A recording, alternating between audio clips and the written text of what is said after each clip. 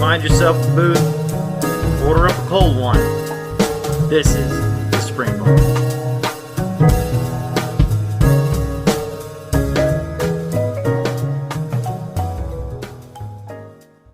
Hello, everyone, and welcome to the Spring Bar. I am your host, Joe in the OC, and I am joined by fucking no one. Nobody. So you're just going to have to deal with me all day. Well, at least for the next... See, that's going to be a question. I don't know how long it's going to go. Very hard to banter with oneself. So just to find out how everybody's doing, it's been a good week. It's been a good week. Not a whole lot going on, really, in terms of life, liberty, and pursuit of happiness.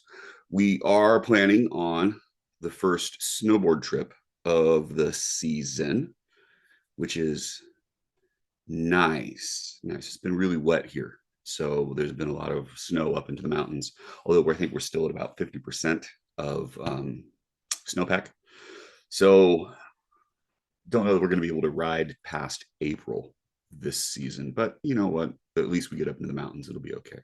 Been spending time trying to outfit the dog. We have a rescue pit bull that is going to need to be appropriately shod, for lack of a better term. So the dog's got boots. The dog's got a wonderful little kind of romper. I don't know. I show you a picture, but if you've ever tried to dress a pit bull, it's not working well. So we got to try to get her used to that before we go. But anyway, it's still kind of a start. So I don't know where everybody else is. They're not here. They've got other things going on. So it's just me. And what I thought today that we could talk about, and it's kind of, if you've been following along, we mentioned it a little bit last episode, that I've been doing this 29 days, 29 watch challenge that was thrown up through the watch internet. So a lot of you may have seen some of it. You may have, if you follow any of my postings, you will have seen it for the whole month of February. And because I got nobody else here and there's nothing else for me to do, I thought I'd kind of just go through some of those watches and make it interesting. So the challenge was put together by Darren, and he is, what is that, at Daresom, Daresom, and he's just another collector, another part of the watch fam, and he really enjoys doing these kinds of challenges. Like I participated in a couple over like the last 6 months or so, including like a one watch challenge. So we were just wearing one watch for a month, which I did. I don't like it, but I did it. So he puts together these challenges, throws together a hashtag, and it's a neat way to interact with other parts of the watch community, the watch collecting community that you don't normally get a chance to interact with. My engagement scores have gone up. I'm reaching 800% more, whatever. It's just something that's kind of nice to keep you engaged. And so the birth of this challenge was to wear 29 watches over the next 29 days, since it's the extra day in the month of February this year, which is it's a nice little bit, but it's an interesting challenge for a couple of reasons. It means you got to have at least 29 watches, which I do.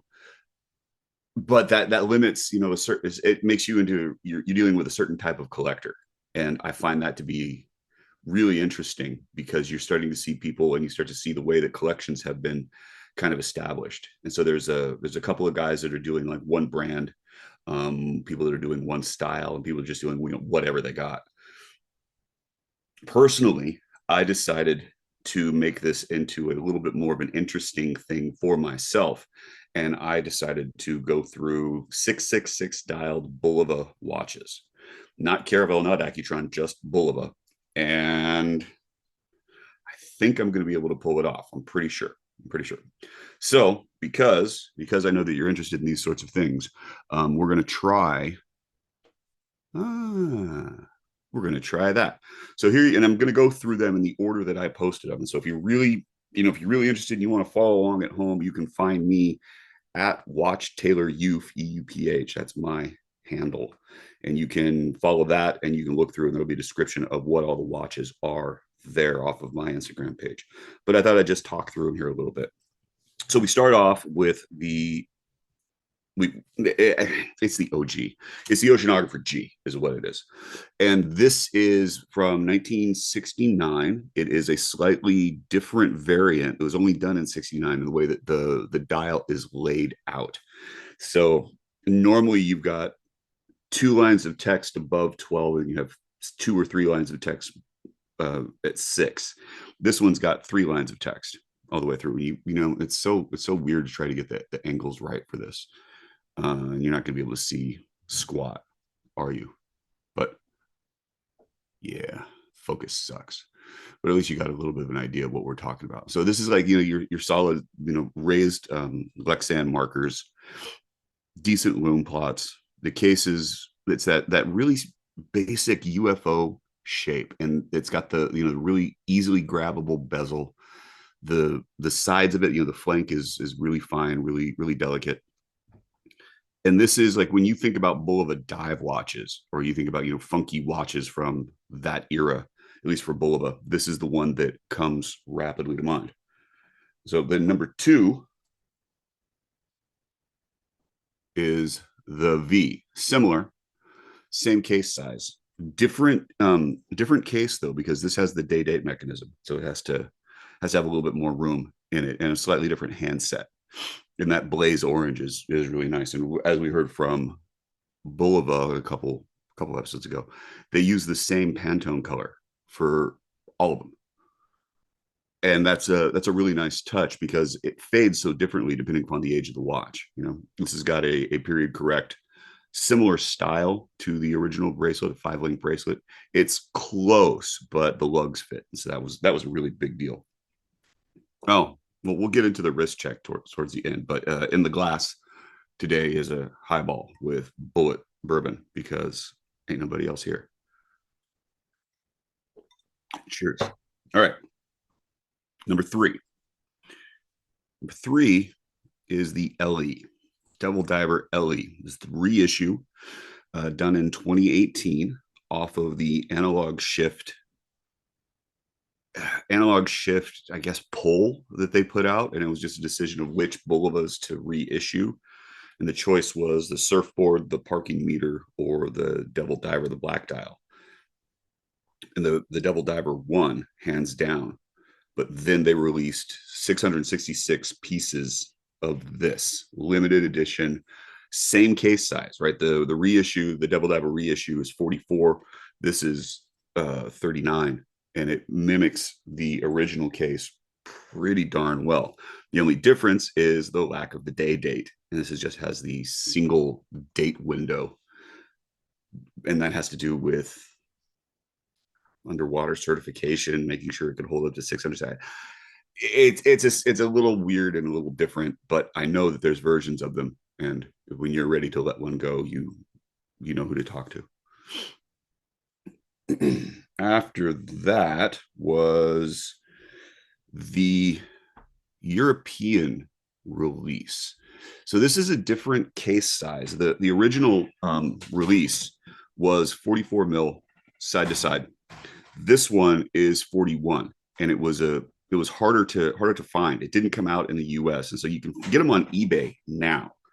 There's a red bezel, and then there's this black bezel, and that's kind of it. But it's a really nice watch. The bracelet is fantastic. Everything about it's great. But they did go with a little bit of a thicker flank on it, as you can see, compared to what the OGs were. And that's an interesting take because you know, you have to recreate something from scratch. You have to start over from zero. And that's just what they decided to do. It doesn't wear that much differently. And that's kind of the thing about this case shape, because of the way that the lugs sit and the way that the bracelet sits in those lugs. The fit is fantastic, and it just drapes straight down. So like, I love the case shape. I love the case style. Where we got number 5? Number 5 is the 44 millimeter reissue. This one's kind of the Ukraine color watch. It's a blue and yellow, and I have a really nice strap that I got from the strap tailor in the UK when the Ukraine conflict started, and proceeds would go to benefit. So when I'm not wearing it on the bracelet, I throw it on that, and it really works. It makes the whole thing kind of pop, makes the colors come out. And you can see, right, slightly different size to the flank. It's a little bit more close to the original proportions of the vintage cases versus the newer releases. And then after that is my Murdered Out double diver. Same color orange, but this one looks darker because it's got the PVD coated, not PVD, Cerakoted case. So it's a ceramic process, and you can't really tell about the flank on this, but it's a little bit thicker. It's much more like the other 41 millimeter. The Cerakoting process is like a clay almost, ceramic coating, which makes it kind of diamond like. It's not exactly as sturdy or as durable, but man, it's pretty darn good. I haven't been able to scratch it. And my only quibble with it is the fact that we didn't really get to do the bezel, and so the bezel's got that little bit of a silver sheen to it, but it still doesn't look bad. And this watch is a whole lot of fun. I really really like it. I really enjoyed it. It's definitely a unique piece, a one of one, if you will. So then next was the GMT full lume dial, and yeah, I love this watch. I really, really like this watch. It's got the new Citizen GMT movement. So it's a true GMT movement. It's a true traveler, and you can independently set the hour hand after you set the 24-hour hand.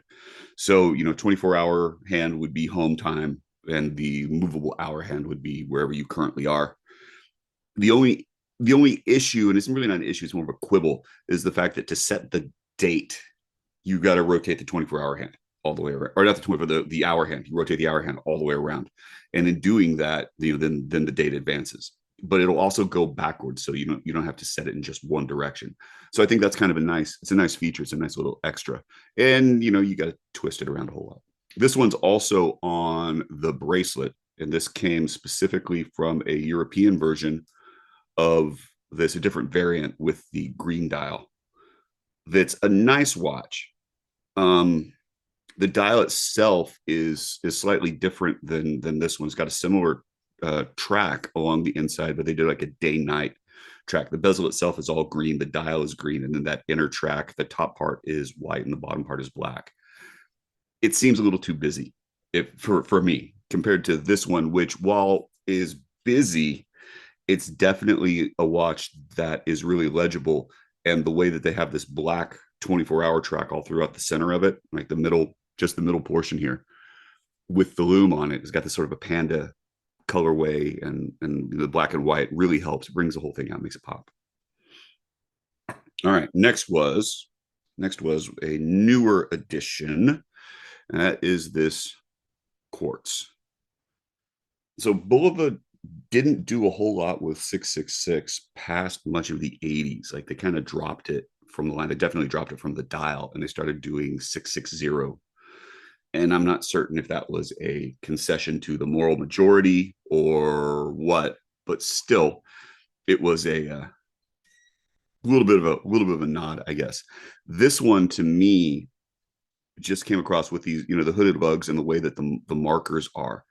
It has a very Seiko feel to it. And so I found this rubber Seiko style strap to it. And I think that just really works for the watch. I know that a lot of people don't care for these straps.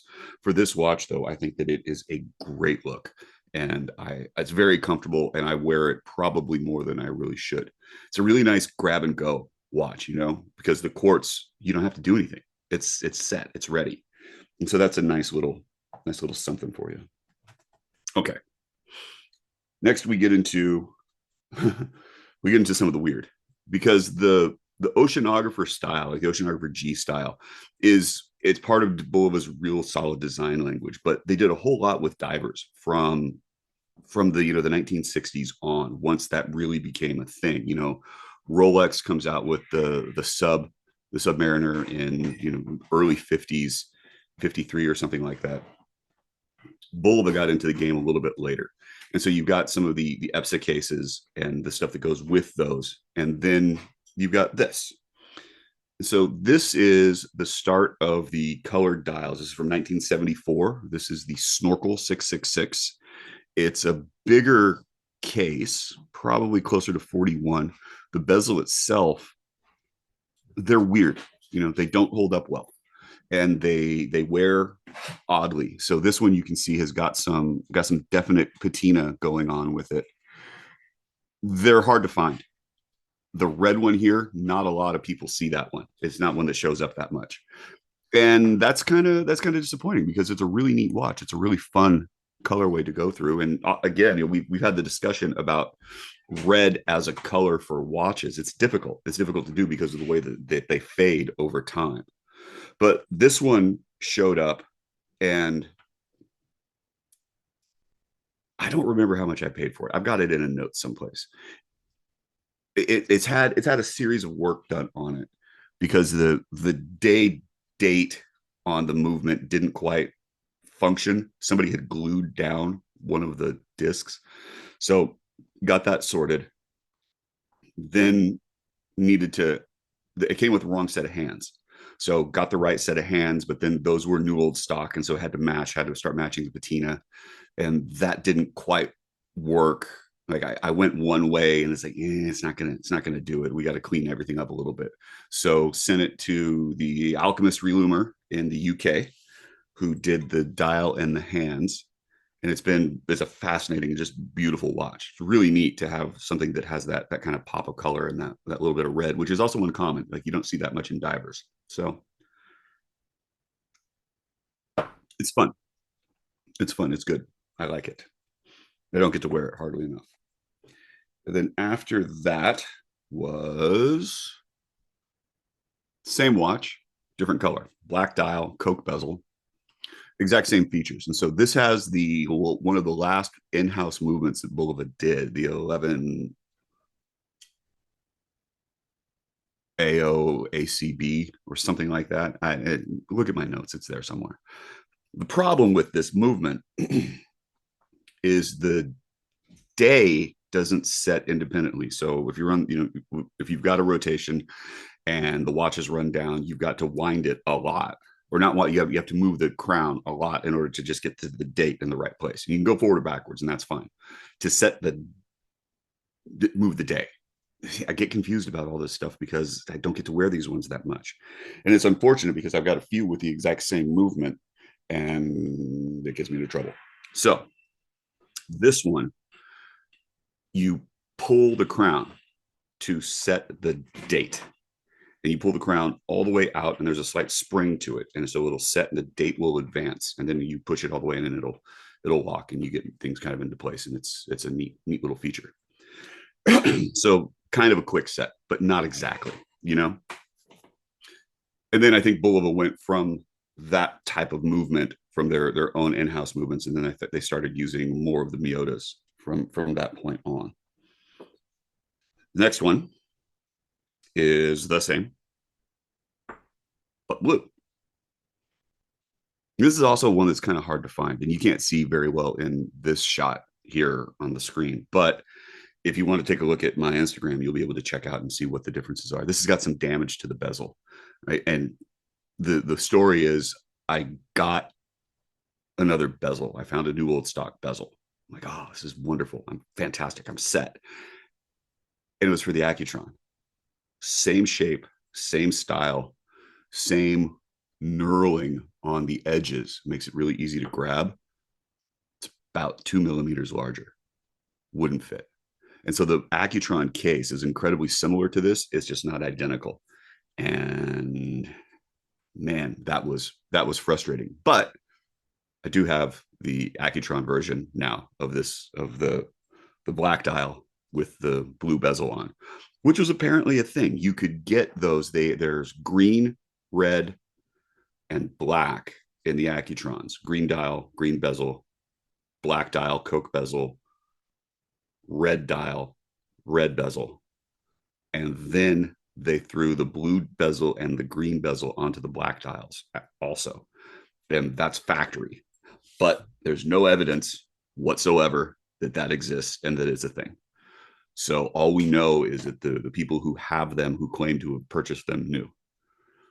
Are they lying? No, maybe. We don't. Nobody knows. The only thing you can really go off of right now is advertisements, and trying to find advertisements that were from Bulova specifically, rather than advertisements that were run through the jeweler or run through the retailer, makes it a little more interesting in trying to solve the questions that us as the Bulova collector have to ask. All right, next up, the green. And this watch is just phenomenal. I love this watch. I don't wear it hardly at all because it is probably as close to new old stock as you're ever going to find. The bracelet hurts. Its edges are sharp. It's really, really good. And you can see that there's really no degrading of the loom at all. There's no difference to it. There's no change to it. It's as close to original as you can possibly be. And the loom itself is a really lovely shade of green. And you don't get that on the other versions of it because the loom has faded so much. It's gone to this kind of a creamy, not quite a yellow, but in between. Think of like a really good vanilla ice cream. That's about the right color for it. Okay. Next up, the what do they call this? They call this another oceanographer 666. And this is the watch that replaces the Oceanographer G. It's got that same 11 AOACB movement that the other ones have. And so it's a pull to set the day or the date. And you have to move the crown around to set the day. And that's about kind of it. I mean, this one, I found the case and it had a dial that was shot. I mean, that's all right. And I found another donor watch to redo the movement with it, which I thought was a pretty decent idea because I had a couple. This one, where is it? Here it is. This one needed a lot of work in order to function, and that's essentially an amalgamation of, I think it's two separate watches to try to get it into the right shape, and 3 different movements. So I had some extra movement parts because I bought a second one of these, and then I found a whole store of dials, new old stock dials of that. And so did a complete refresh, had the case done. Mike did the case when he was doing his restoration. When he isn't doing Jet Stars, he's working on dive watches for everybody. Come here, puppy. Come here. What are you doing? Oh no, you gotta come over here. Come over. I'm gonna put you on camera. I am. Here. See? Told you. Now imagine trying to get her into a snowsuit. Anyway, I digress. Where am I? Okay, here we are. Okay, sorry. Dog interlude. So this watch took a little bit of work to try to get back together, trying to find the hands were the same, but getting that dial refresh. And so if you have one of these and you're looking for dials, hit me up. I've got I think 8 still left over. So the strangest thing is like this weird eBay lot of 10 dials popped up and nobody bid on it. I think I put it in an offer. I think I got it for like $12, something like that. So like I'm letting dials go cheap. If you need one, I'm your guy. And it's a neat watch. I wear really well. The tonneau case shape with the hidden lugs on it, even on with a tropic strap like this, which is what it should come on, it's such a good shape though. It goes with just about anything. It's a real slim case. It's a real slim watch. And for me, for my money, it's just a fantastic little addition. All right. After that comes the Oceanographer M. And this one got a lot of love when I posted the pictures of it because it's different. You can't really tell from looking at the screen, but the dial itself has a lot of depth to it. The markers like the minute track is kind of this silver, but the dial itself is like a metallic blue. The hands are really nice. The issue with these is the bezel because it's a Pepsi bezel, right? And it's got the blue, and this sucker just faded. It faded to almost a gray that you can't even see. It's almost a worthless kind of gray. So I got offers from various people in the watch fans like, oh, I've got a bezel. Let me show you. And it's about the same as the one that I've got. there's a few people that have new old stock versions of these. There's a seller that I see on a regular basis who's been trying to move one that he's got it listed at right around $900, and it's nice. I don't know if it's $900 nice. And let's be real honest. I'm a bull of a collector. Is it worth 900? I don't know. Maybe, but I didn't pay that much for mine. So if you can deal with a faded bezel, you can probably go a little bit lower. But you do you. And it's got a red date disc. It's a neat watch. The issue, though, is the lugs, right? This is a similar style for the original bracelet, but it's not exact. I just happen to have it and it fit. It's a 19 millimeter lug. And we all know that 19 millimeter lugs, particularly for a bracelet, are a pain. And this is no different. And the curvature in by the dial is relatively flat, which makes it hard to find any aftermarket fitted anything to go with it.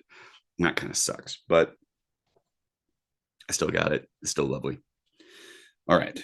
Next is the Oceanographer L. White dial or silver dial, Coke bezel, real simple inner workings, same kind of tonneau case shape. And it's a fantastic little watch too. This watch, when I bought it, was the cleanest vintage watch I had purchased to date. Then I got that green one, and that came later. But this one it stopped running and was sitting crystal down, dialed down in a drawer somewhere, and so the crystal was just scratched all to hell, and you couldn't really see what it was. Like I knew what it, because you could see in the pictures. It's like, okay, I knew which watch it was, but couldn't tell a whole lot about the dial condition. And I got it back, got it home, and threw some poly watch onto the crystal, and that was it. And I haven't really done anything else to it because it was running all right. And it's just amazing, an amazing little watch.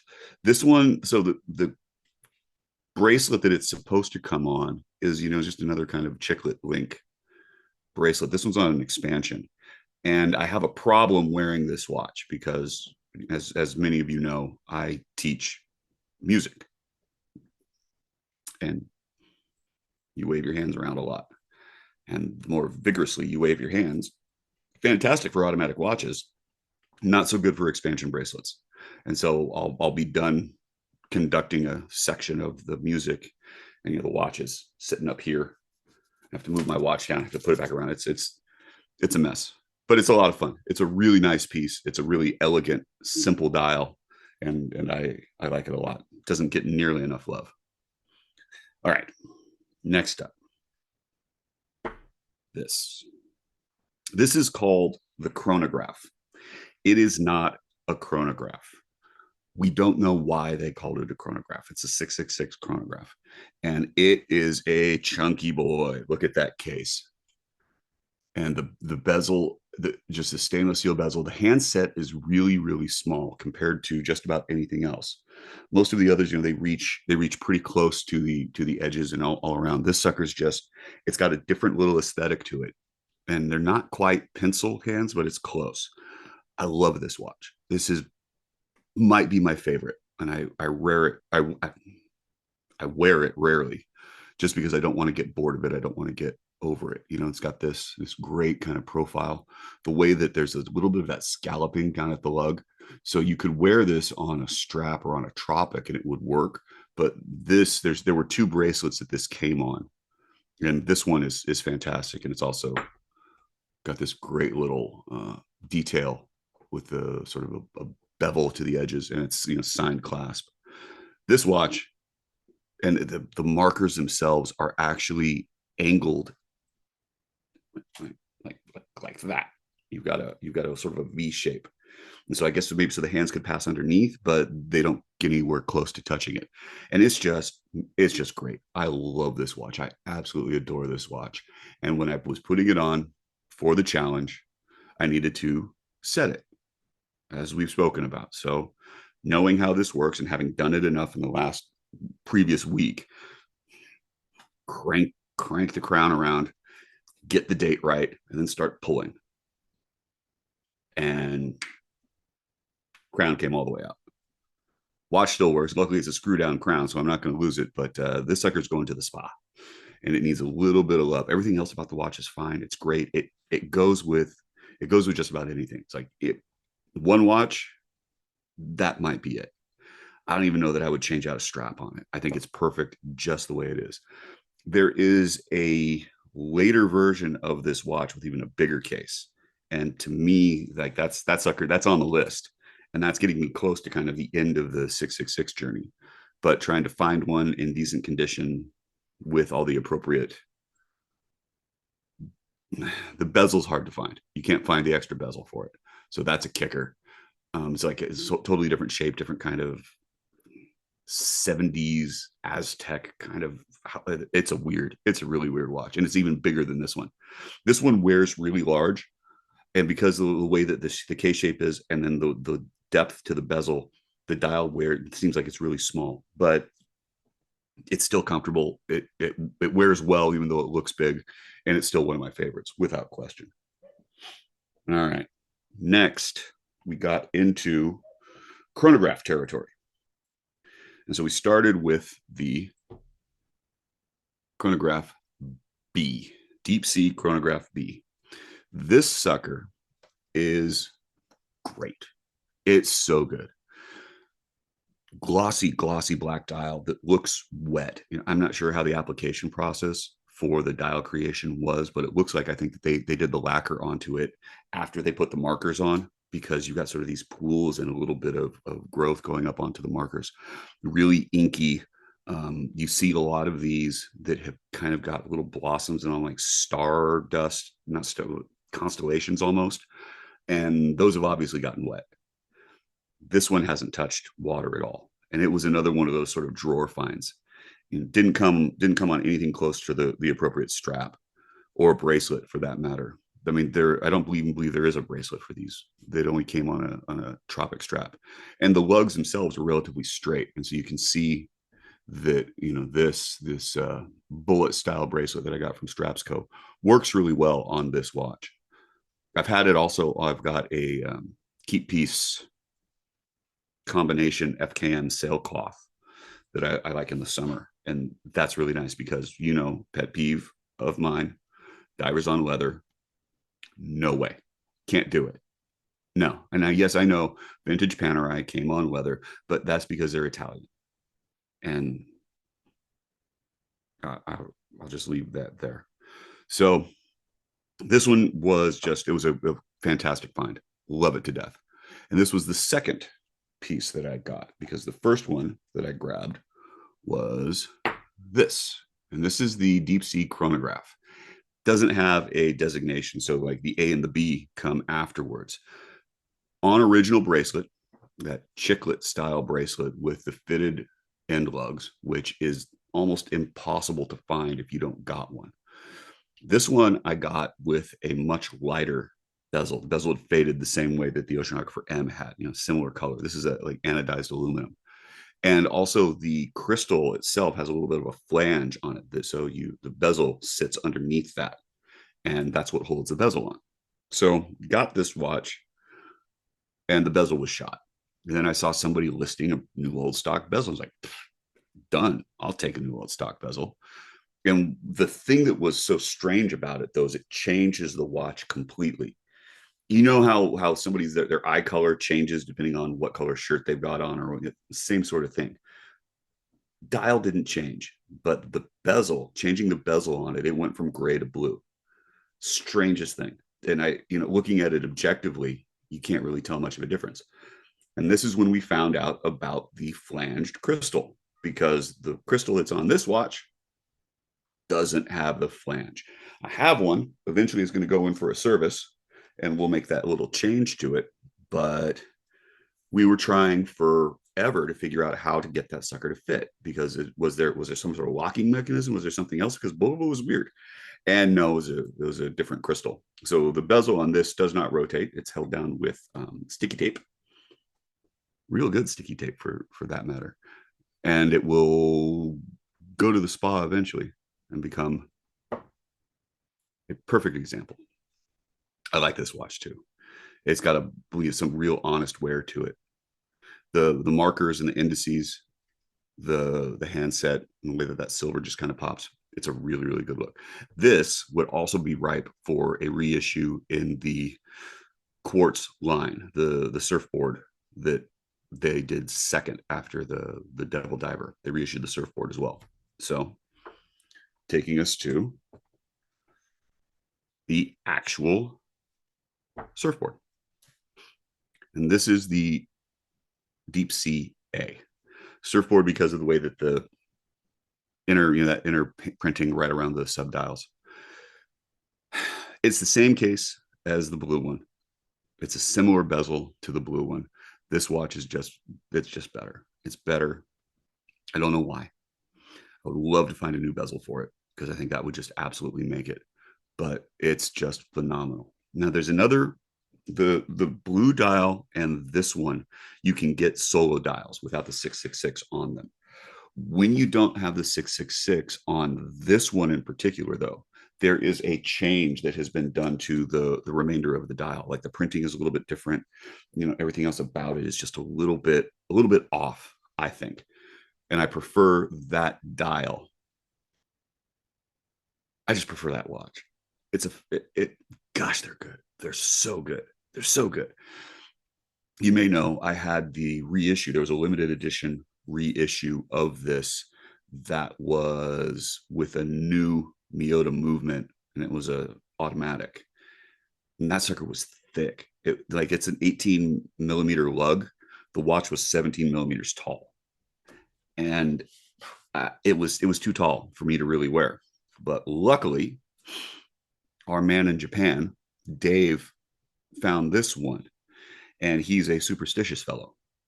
He did not care for the 666 on the dial, but my reissue did not have the 666 on the dial, and we managed to make a trade. I'm not going to say that I got the better part of the deal. I won't say that because I think it was definitely a fair trade, but we're both definitely happier because of it. So if you can pull it off where you got a win-win for everybody, I recommend that too. So that gets us into the next watch, which is one that is also near and dear to my heart. This is another oceanographer. It doesn't really have much of a name or a designation. We don't know what the heck it's called because it doesn't exist in the line book. So this is just basically the Setomatic Oceanographer 666 Dual Day, because that's all it says on the dial. This watch, gold tone case. I'm pretty sure it's lacquered. I don't think it's actual gold plate. And day date movement, but not the same one as the other ones I've been showing. Just a really nice, really elegant watch. This is, as near as we can tell, Canadian market only.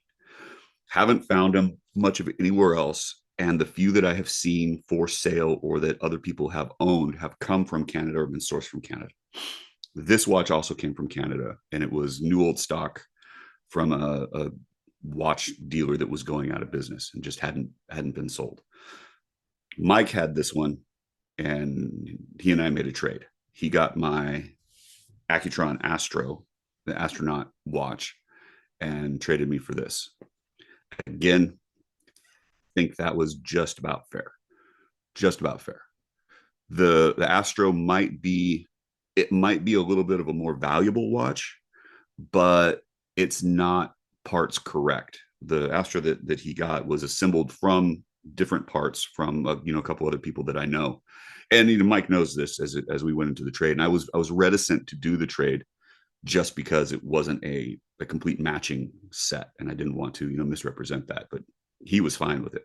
And to be honest, he wears that watch a lot. He wears it well. He's got it on a Forstner comfort strap. It's a really good look, and he's wearing the crap out of it. I probably wear this more than he wore it. And it's on this really neat mesh with a little bit of a taper to it. It's a great bracelet. And this watch is lovely. And nobody really knows anything about it, so I get to make everything up. And we're calling these the Handsome Devil line because there's a Accutron watch that's different that is not a diver. It's not a dive watch. And then there's some Caravels that are the same. They're not divers, but they've got 666 on the dial. And so handsome devil they are. And that's what we'll do. Oh, I forgot. I forgot about this one because it was in there too. So my watch box has what 24 slots, and I've got to figure out 28 watches. So I've got some that were sitting off of it, and this was one that was sort of sitting on top.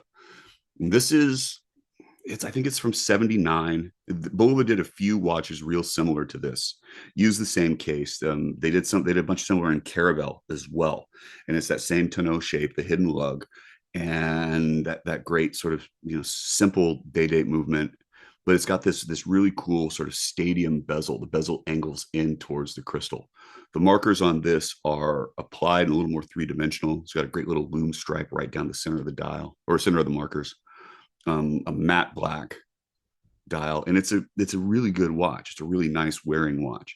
And this is the original bracelet, kind of a chiclet, not exactly, a little more of a bar bracelet, and it's a great watch too. And I picked this one up maybe last year, and I like it. I do like it. It's a simple, elegant, functional tool watch. And that's one of the things that appeals to me about divers, because you can always tell the time. Real simple. I don't have to do a lot of mental gymnastics. I don't have to wonder. I don't have to think about where the hours and it's there. It's there. It's real basic, real simple.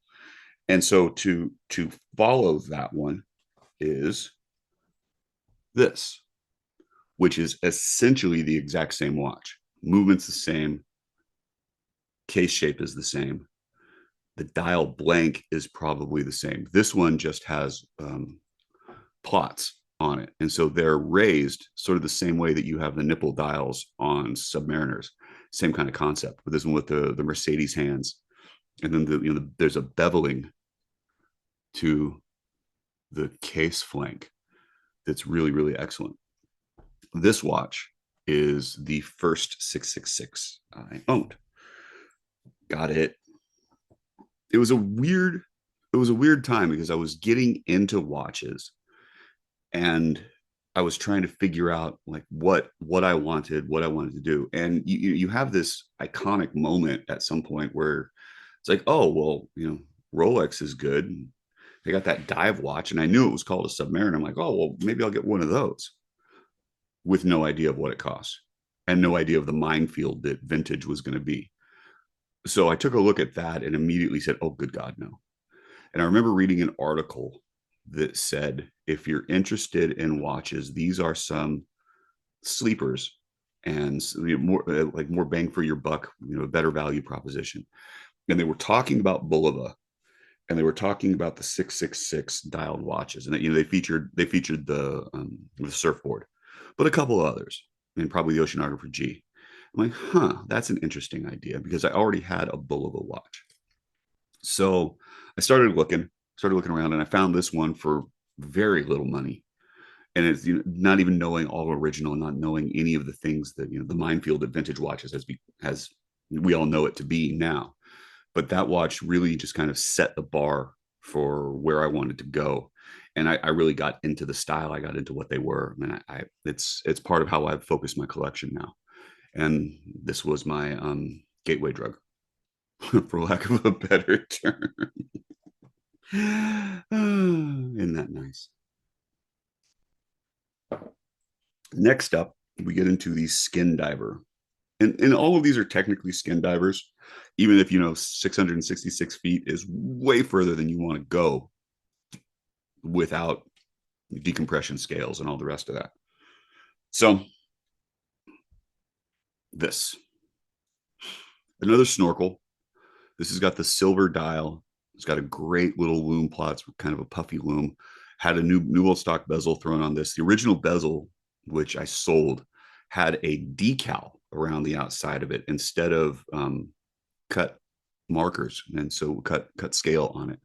Those bezels are interesting and they're valuable because the decal typically wears off, or if anybody tries to polish, that decal comes straight off. The one I had some discoloration that had gotten underneath the decal, and so it was starting to discolor, and there's no way to really get around that. And so luckily I found this new old stock one and just popped it right back on. This watch is great. The only issue with it is you have to look on my Instagram. The 7 o'clock marker has been redone. And so I call this one the spooky tooth because it's just got this ugly, ugly bad loom redone. But the sunray finish to the dial is just gorgeous. It's a fantastic watch. And also it's got such a slim profile, really easily accessible bezel, but so low to the wrist. It hugs the wrist so well. And again, it's because of the way that the lugs are and that the bracelet's going to just drop right off of the sides.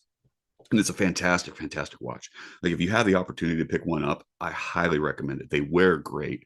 You could argue that there's some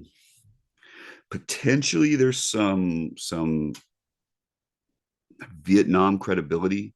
They were available from PXs. I've seen people wearing them in pictures from that. And I know there were people who took those particular watches into combat. You can throw it onto an OD olive drab NATO strap. They look great. They work really well on Tropic is also, but I prefer them on the bracelet, but that's just me. So next up is the same watch, black dial. The loom on these suckers is really puffy and it kind of degrades, and so it scatters around the dial just a little bit. And if you look at this one on the pictures, it's got kind of a constellation-esque little avenue on it, and it's a great watch. It's a really great watch. I love wearing this one because it's so comfortable. It's so thin. It doesn't weigh much, but the real reason to wear it, you can kind of hear. It's partially coming from the watch I'm wearing as well. I've got it on this vintage bracelet that is just the appropriate amount of jangly. I love it. I absolutely love it. I think it's fantastic. Not the original bracelet for this watch. This is a Caravelle or Bulova style, and it just fits, fits the analog so well. And so I just, I had one, threw it on there, and that's kind of where we're at. And so the last watch that we're into, because I believe it is currently, what is it? We're recording on the 25th. I got 4 more days to go. Got 4 more watches to drop, and we'll see what happens. The last one is one I'm wearing today. So here's my wrist check for those of you who are eagerly anticipating. It's the exact same watch, orange dial. Yeah, orange dial. This is the question. Is it original? Probably not. The difference between the loom plots on this doesn't seem right. The printing looks correct. The printing of the snorkel and the 666 and automatic looks correct, but we can't find any evidence of this watch ever having existed in this configuration. There is one that is similar, and it's got more of a sector dial on it, but it's a different case shape. And that one seems to be legit. This one, probably not.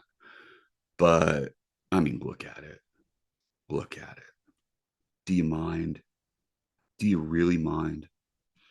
Because I don't really mind. I'm fine with it. I think it's fantastic. And that's where we currently are. We're at day 25 of 29 of all of the Bulova 666 dials that I own. And I've got 2 more that will be different. And then I've got 2 more that will technically count as 666. And by the time you see this, you will have gone back and looked at it and you will know. And so it's fine. You'll be able to check it all out. So that concludes, that concludes the whole walk down the month of February for anyone who's actually hung around this long and stuck out the episode. So we're into our last calls, and last call is real simple, real basic. Last night, the Neighborhood Watch Club and Jared Cooper held an event at the Chopard Boutique in Costa Mesa in South Coast Plaza. So if you ever get the chance to come through Southern California and you want to see some watches, that's the place to go. There's places in LA, and Mike and I went on a trip, and you can go up to Rodeo Drive in Beverly Hills. You can see a whole bunch of stuff, and they've got some watches there, but you're running into the problem of trying to figure out where you're going to buy anything, because who's keeping stock. South Coast Plaza has everybody, maybe not everybody, but a whole mess of different stuff. And there's going to be opening up a Watches of Switzerland there as well, I believe. It was a Tourneau, or maybe it's going to be Boucherer. I forget. There's something new coming in, and it might be Boucherer. I don't. There's gonna be a whole nother aspect. But you can go find Patek Philippe. You've got Chopard. You've got Rolex and Tudor. You've got Lana. You've got Cartier. So there's some real heavy hitters. JLC is there also. It's a neat spot. And if you want to go look at some watches, it's a fantastic, like Watch Time does events there on a fairly regular basis, and all the boutiques would open up. So last night was a Chopard event that I got invited to. And it was great because it was part of the two communities that I'm really involved with. And I got to see all of those people interacting. So it was nice to be able to share that, because a lot of the OC Chrono group, those members were in attendance. And a lot of those guys also own Chopard watches. So you got to see the new releases, and you got to see some of the vintage pieces. And part of the evening was to showcase a collector that came in. And I don't have any pictures of his watches because we didn't want to broadcast what he particularly owns. But I did throw up a story on Instagram featuring some of the other pieces that were going on. There were some beautiful Alpine Eagle versions. There's a GMT in rose gold with a sort of a brown degrade dial, which is just stunning. There's a couple of really, really interesting racing style watches, but there's also an Alpine Eagle with a diamond studded dial and a rainbow bezel. And if you have the means, I highly suggest that you pick one up. They are fantastic, absolutely fantastic. Stole the show without question. And it was also really great to be able to see, good friends and have a nice hang. When you get to go to these events, it's always fun to just sort of stick around, see who you can talk to, and who knows where you're going to end up having dinner and who you might have dinner with. So it's a good time. I highly recommend it. If you aren't involved with a watch group in your local area, see about starting one. It's not that difficult to do. Just throw something up, say, hey, if you're in the whatever locality, we're going to meet at this bar at this time. Maybe you want to show up.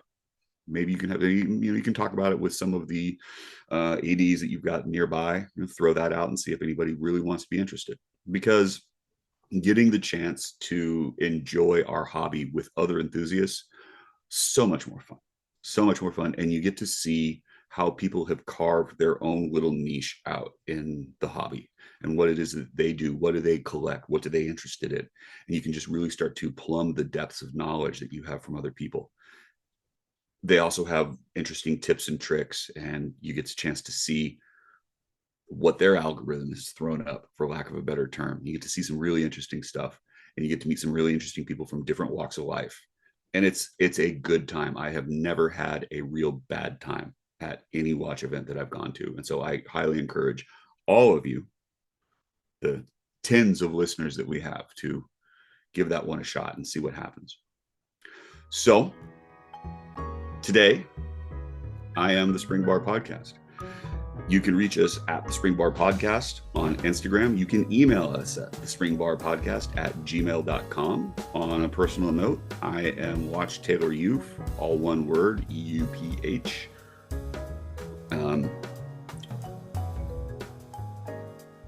That's it. That's all I got. So thanks for hanging. And if you have any questions, you can definitely shoot us emails. You can go directly to my Instagram. I'll happily respond. Well, I'll respond. Maybe not happily, but I'll respond. And who knows what'll come. So until next time, cheers.